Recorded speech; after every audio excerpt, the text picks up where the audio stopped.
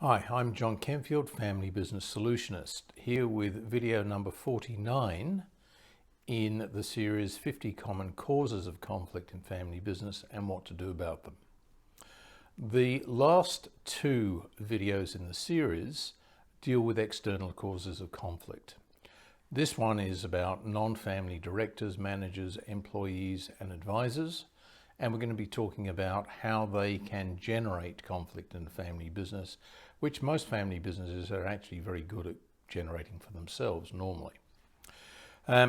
So can external non-family people create real conflict in a family business? You bet they can. Of course they can. Read your Shakespeare. Family businesses are notorious for creating internal conflict. And those conflicts generally arise because the fault lines develop and cliques form within the family. People support mum, support dad, support parents against kids, support sibling against sibling, and support coups to remove the family altogether so they can run the business properly. So there are lots and lots of different ways in which external employees, executives, advisors, consultants, and others can introduce conflict by emphasizing the fault lines between the family members. Their motivations may be entirely pure. They may genuinely believe that the future of the business and its success relies on supporting one clique over another. These problems become more evident when the business reaches a tipping point, where it gets to a stage where something critical simply must happen, and yet the leadership of the business does not show any degree of consensus or even motivation towards making that thing happen. It's clear to blind Freddy that change must occur, and this is where employees can start to fear for their own future and their own family's future if they don't make sure they either leave the sinking ship or ensure that they are in the right camp when the dust settles.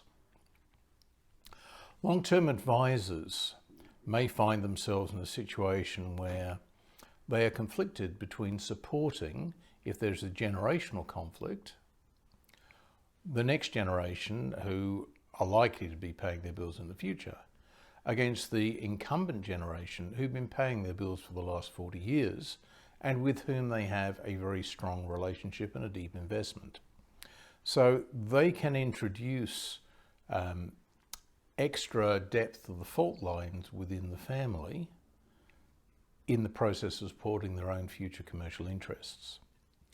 Short-term project-based advisors can find themselves thrown into violent competition with other advisors or employees or family members because they are frequently bought in by a clique that is looking for change, and they find themselves arrayed against the traditionalists who are opposing that change.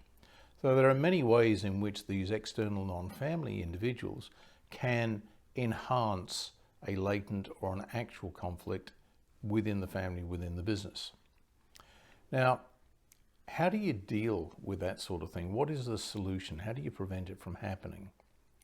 Well, I think fairly clearly the family has to present a united front. It has to be very clear what behaviours are acceptable, not acceptable, and it has to get its act together and be able to project and communicate a vision for the future that satisfies, within reason, the needs and interests of all the employees and the advisors and the other individuals who are reliant on the business having a future. If they can do that, and if they can communicate very clearly that the family is unified and it does not want support from one family member against another or one clique against another, that is your best defense against this external source of conflict. If you found this useful, please like, please share, and please take a look at others in the series. Thank you.